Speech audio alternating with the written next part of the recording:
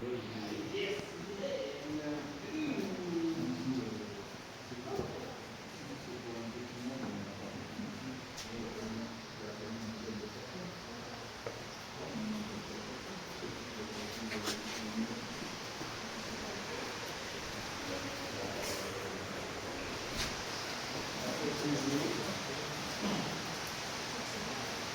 voilà, on est dans la partie active de la grotte. Donc là, c'est la rivière qui a creusé toute la grotte dans laquelle on se trouve. De l'eau fraîche, vous en doutez, elle est à 10 degrés. Et elle passe sous nos pieds là, elle s'infiltre, et elle va sortir 40 mètres plus bas en falaise. C'est la source du Longounet qui coule à Longou. Et après, elle est captée pour le service d'eau potable, elle est complètement potable. Si vous mangez au resto de la grotte, c'est celle-là qui s'allume avec la grave. Elle traverse 50 mètres de roche au-dessus de nos têtes avant d'arriver ici. Et ça peut être un local d'un petit point géologique, ça fait 2 minutes, pour vous expliquer un petit peu comment se forment les grottes. Ici, on est dans une roche calcaire, donc c'est une roche sédimentaire qui se forme au fond des eaux. Donc les débris qui se compactent au fond des eaux. Donc ça, on voit souvent des strates comme ça, c'est encore visible. C'est une roche qui est étanche, c'est-à-dire que si on met de l'eau dessus, en soi, elle ne va pas s'infiltrer. Par contre, elle se fracture facilement. Donc ça va faire des petites fissures. L'eau, elle va s'accumuler dans ces fissures. Et le calcaire, c'est une roche qui est basique. Donc elle est l'opposé d'acide.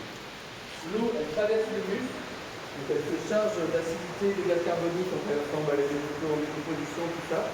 Elle va devenir acide. Et en fait, elle est corrosive pour le calcaire. Elle dissout le calcaire. C'est une érosion chimique. Voilà. Elle va dissoudre le calcaire et elle va immédiatement, peu de temps après, en recristalliser une partie sous forme de calcite. C'est ça qui va faire toutes les compressions qu'on voit et qui va rendre des grottes aussi féeriques qu'elles le sont. Voilà. Donc la calcite, c'est un des ingrédients majoritaires du calcaire de départ. Voilà. Et là, on appelle ça des draperies. Inutile de préciser pourquoi on appelle ça des draperies, on s'en doute. Voilà. Elles ont des couleurs différentes, c'est dû aux minerais différents qu'elles embarquent sur leur passage. L'oxyde de manganèse, ça va donner des couleurs super sombres. Le fer va donner des couleurs plus rouge, rose, qu'on verra plus loin. Voilà. On continue un peu en longeant la rivière. Si vous avez des questions, n'hésitez pas.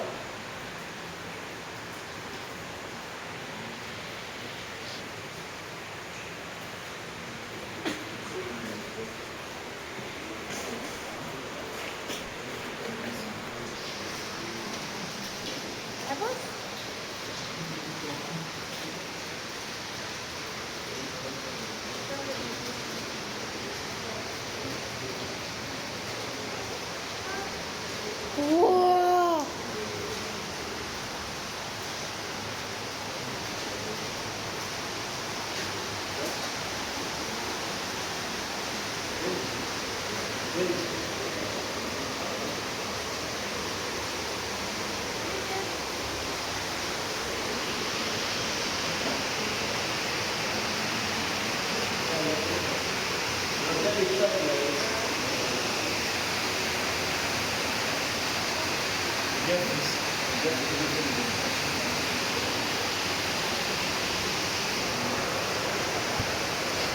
Eh, c'est du coca.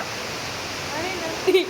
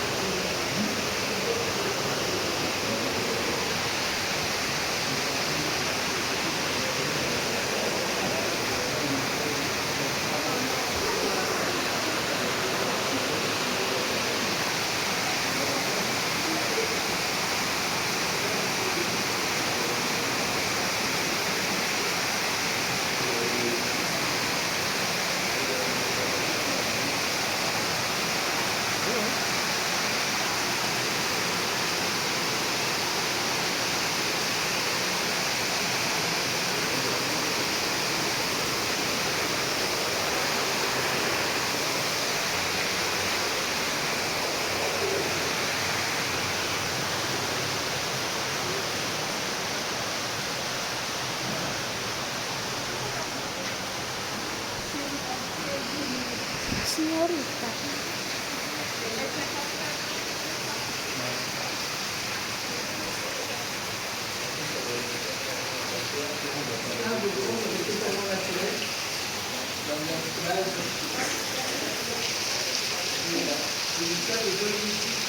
été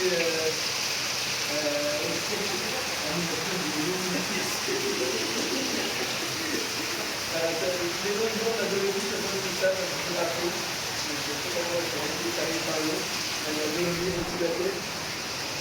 Voilà.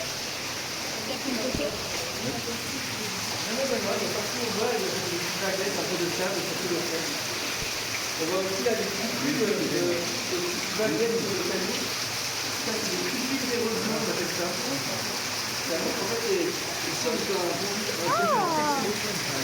Et du coup, c'est jusqu'au plafond, c'était plat en pétrole. Et ça, c'est un autre signe, ça montre que le stade est égalé, ils ont martelé la paroi en passant. C'est ça qui fait ça. Ça cumule érosion chimique et érosion mécanique pour le coup.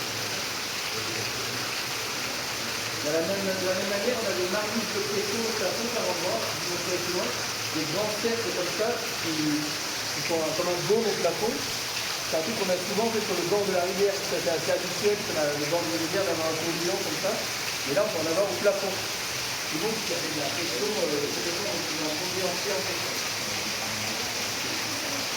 La rivière, elle a été remontée, vous en doutez, tout le monde essaye de savoir d'où ça vient, tout c'est chaud. Donc on a fait des colorations dans toutes les pertes qu'il y a sur le...